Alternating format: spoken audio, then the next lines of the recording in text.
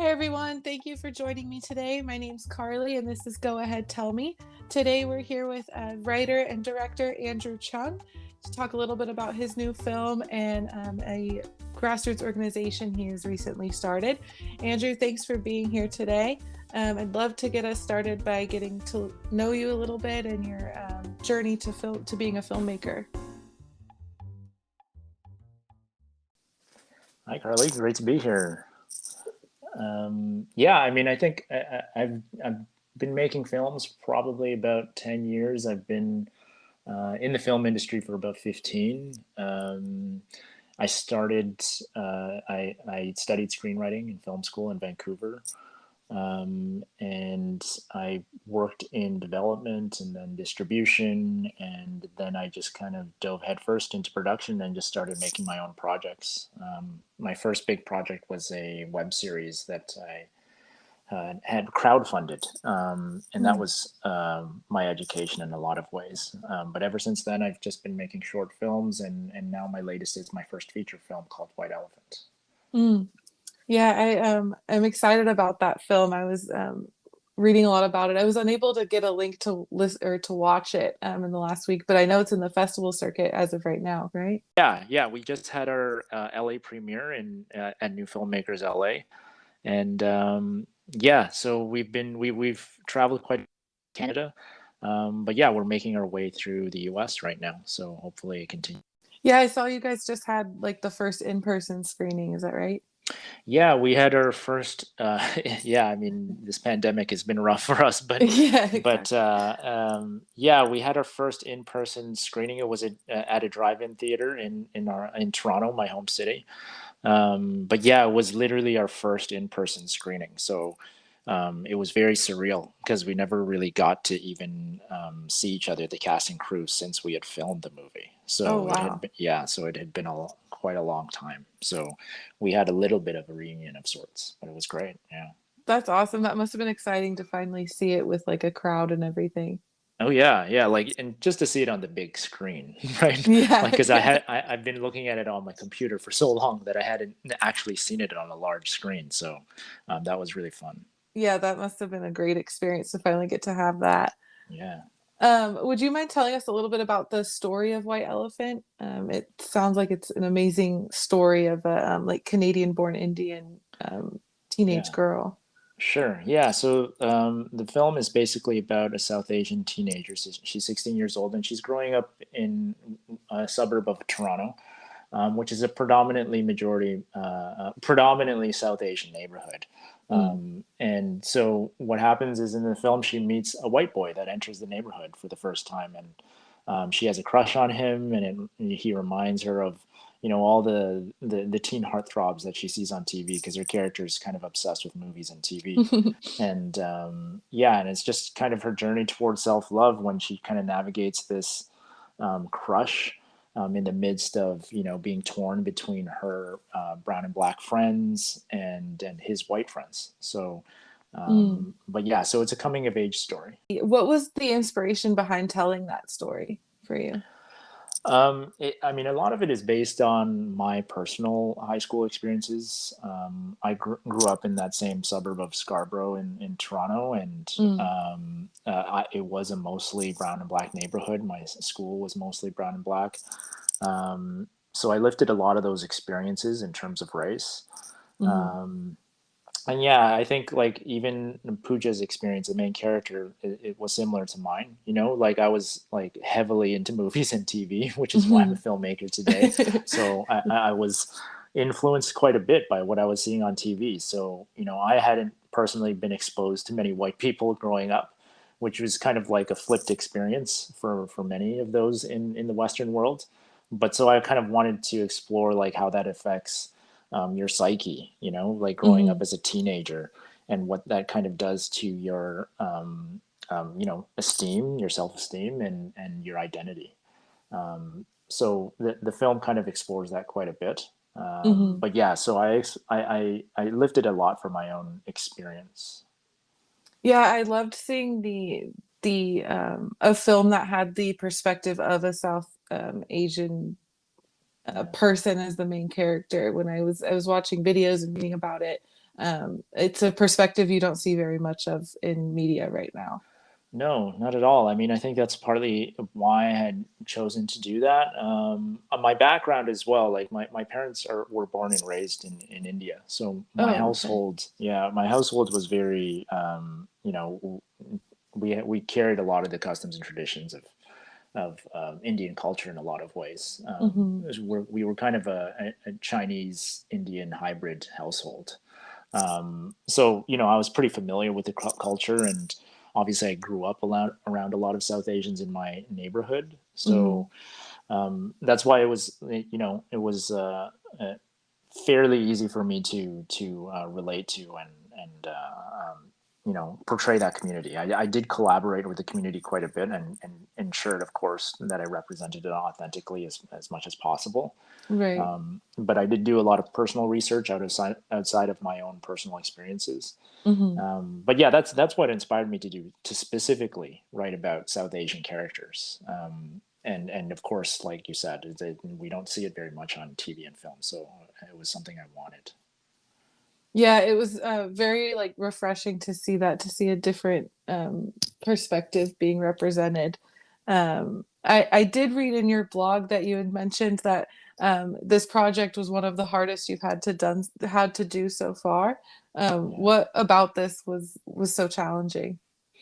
I mean, it's always the same answer, which is just it's money, right? Yeah, It's always lack of money that makes every project very difficult. And I think this project in particular, we were grossly underfunded, and I think I was probably overly ambitious in making it a feature in terms of the resources that we had.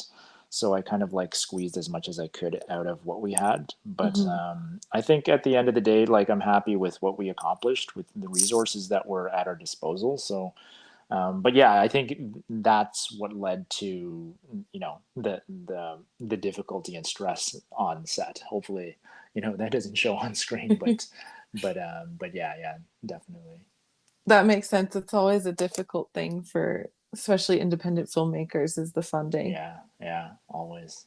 But I did see you guys have won quite a few awards through this year with the festivals and everything. That must have felt pretty amazing for your first feature. Yeah. Yeah. I mean, I was pleasantly surprised, and I did not expect it at all. So we won quite a few awards in Canada. We won Best Feature at the Real World Film Festival and the Vancouver Asian Film Festival. I also won Best Writer Director at the Real World Film Festival. So Wow.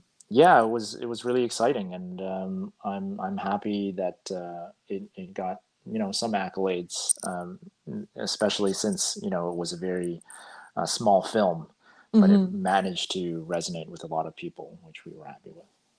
Yeah, it's great to see a different perspective being rewarded as well. Yeah, I mean, I think times are changing, right? Like I Hmm. think people want to see these stories, and people are interested in these stories, and so I guess I'm experiencing some of that. Yeah, that was actually something I wanted to ask you is like what changes you're hoping to see in the film industry and how you hope to be a part of that. Yeah, I mean, obviously things are definitely getting better from when I first started in this Hmm. industry.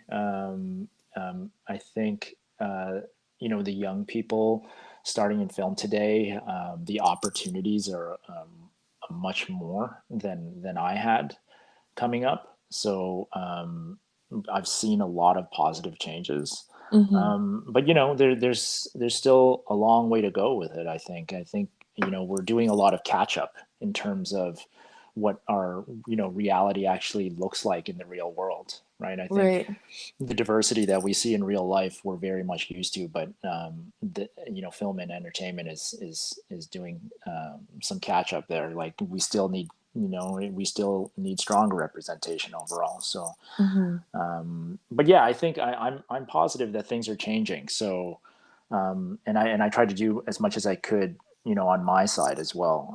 I started the Asian Canadian Film Alliance here in Canada, Hmm. co-founded co-founded the Asian Canadian Film Alliance, and yeah, we're trying to build initiatives here and have discussions about what we can do better and how we can improve the landscape for us. So Yeah. Yeah, I read a little bit about the alliance, and just it's relatively new, correct? Is that right? Yeah, we only launched about 2 months ago. So, there's still a lot of work for us to be done. But our first event is actually September 1st.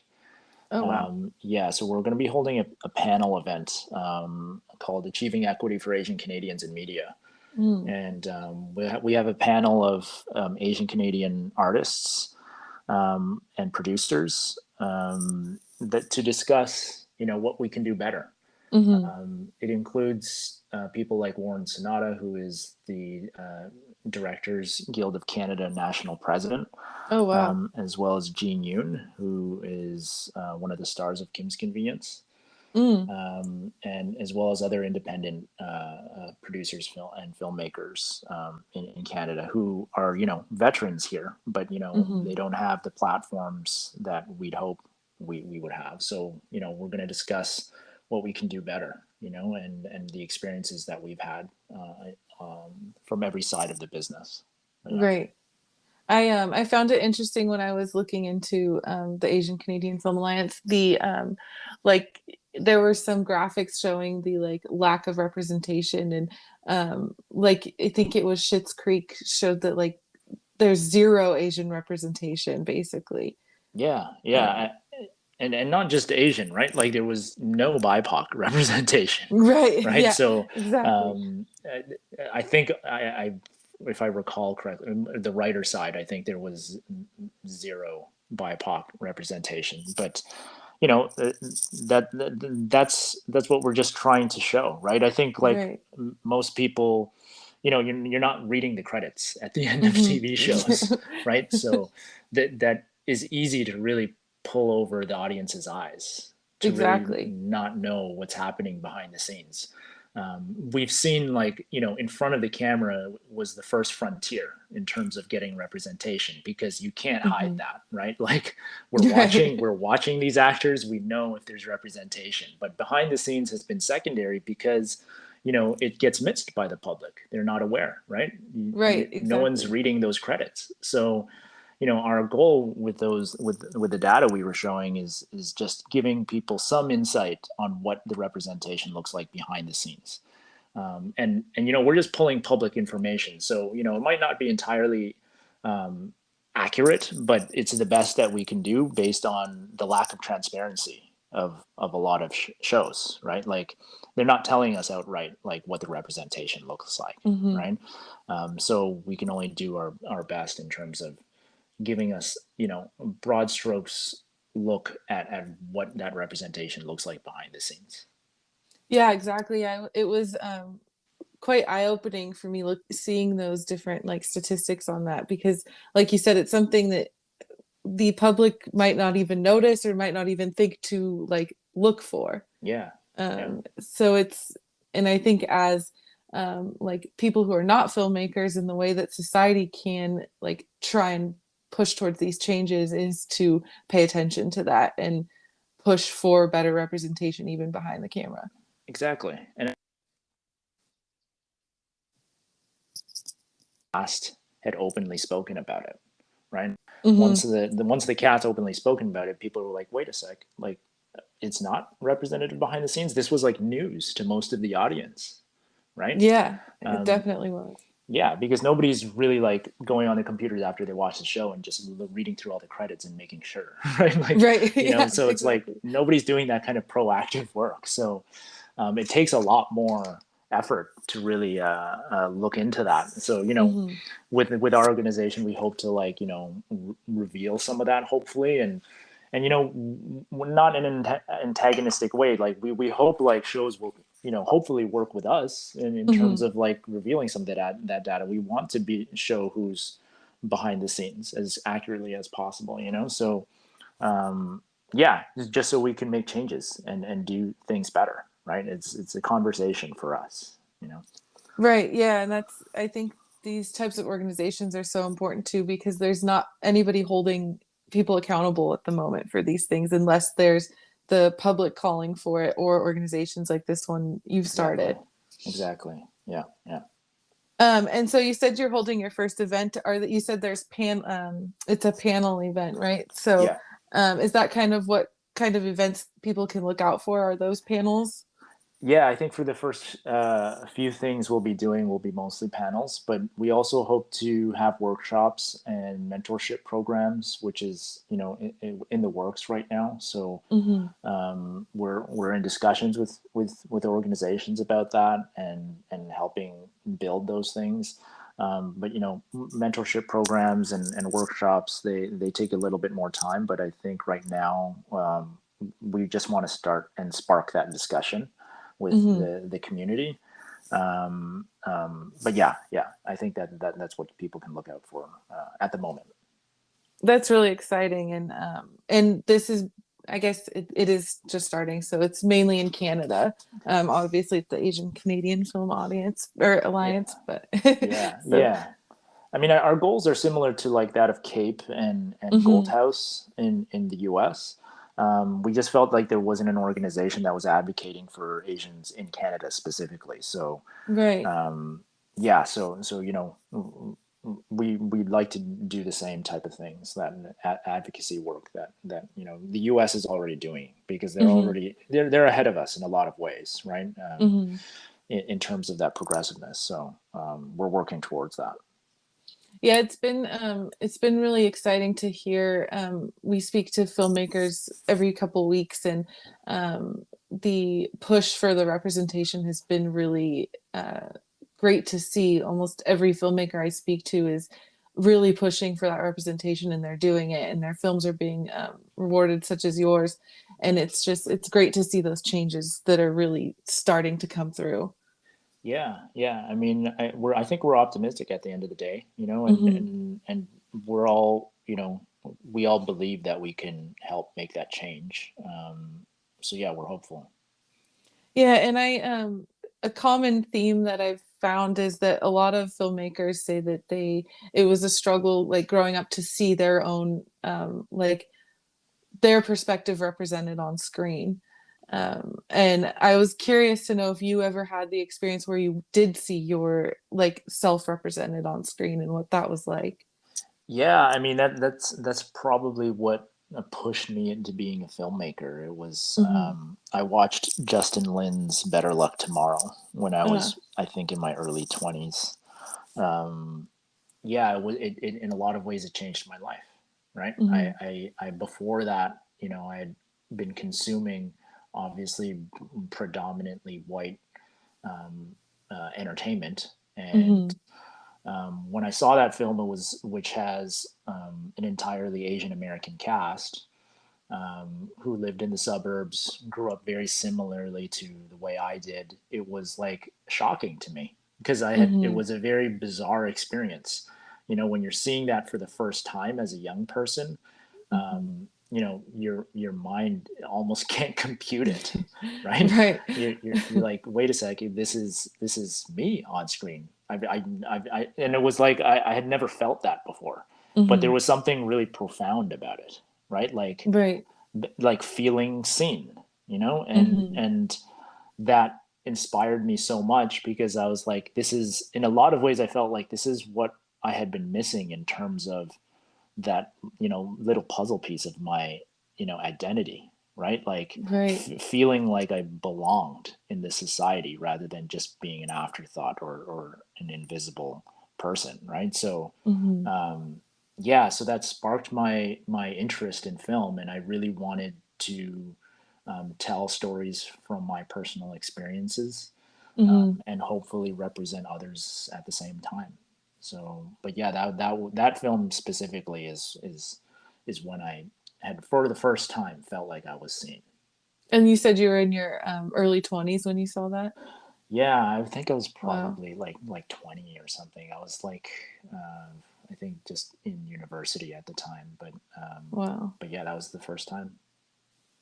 It's sometimes it's shocking to hear that like it totally isn't, because that's how the industry is, and it's Yeah, something that needs to change, but at the same time it's saddening that it was 20 years something before you were able to experience yeah. that. Yeah. I mean, and that's why, like, I'm hopeful today because I see now the young kids, they have that now. Hmm. And in some ways I'm very jealous. Yeah. They're much more, I find they're much more confident because Hmm. they don't have any question about whether they belong. They're seeing themselves on TV so frequently now, right? Hmm. Like when I was growing up in high school and in university, like it was such a rare thing that Hmm. I and I think it like genuinely affects your self-esteem as a person, Oh right? yeah. And I don't think people put enough weight on that how it can really change your growth as a person. Hmm. So, but yeah. Yeah, I had a friend who told me the first time she saw somebody that looked like her on screen, it was like a feeling of like, oh, it's okay that I exist. Like it's okay that I'm Yeah, here. Like I don't have to try and assimilate to white culture. Like it's yeah, okay that I am who I am. exactly. Yeah, I mean, just that's what and it's being said over and over again, like the power of representation, why it Hmm. matters so much, right? Hmm. Just to feel like we belong in this society, right? It's so Hmm. important. But yeah, Yeah, and especially for like little ones growing up, being able to see themselves on screen and not think they're wrong for being who they are. 100%. And I have a newborn myself, so I think about that more and more now. That Oh yeah, I bet. yeah, the world is. I want what he sees on TV and books and media and advertising and everything is just that he sees himself. So, but we're getting there. Yeah, absolutely. I saw you did I saw some of the commercials you've done, and the one that stuck out to me was the Pampers Oh yeah, commercial with that baby. Was so cute. yeah. But it was such a it's different from what I saw growing up as well. Like I just Right. remembered like, oh, it's not just a white baby on the screen. Exactly, right. Yeah, those are actually my nephews too, Oh, so really? How awesome. but yeah, no, I hear you, Yeah, that was yeah. it's a I feel like it's a part of media that doesn't get talked about as much is the commercials and things that we just see in advertising all the time as Exactly. well. The magazine racks, the billboards that we see on the street, the bus shelters ads, everything. We're Hmm. surrounded by it, right? So, all those things have a cumulative impact if there's a lack of representation, right? You can Exactly. imagine what it does to your psyche, right? Yeah, So, exactly. but yeah. So I know we've already kind of touched on it a little bit, but I did just want to end kind of asking you what your goal is for your audience, like what you want your audience to get out of your film and your work. I mean, I just hope that, uh, you know, first of all, the themes and ideas will resonate with them Hmm. emotionally, but more specifically, they feel like they're being seen. Hmm. You know, because the films that I make still are not necessarily mainstream, and the audiences are pretty niche based on the demos. But Hmm.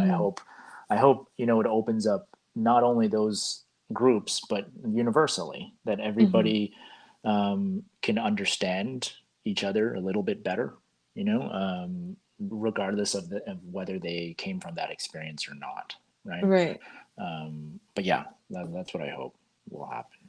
Great. Yeah, and I'm sure it will. And I know that your White Elephant is currently in the festival circuit, so people can keep an eye out for that on social media and stuff for ways that they can see the film, right? Yeah, for sure. So yeah, just stay tuned. Our Instagram is White Elephant Film.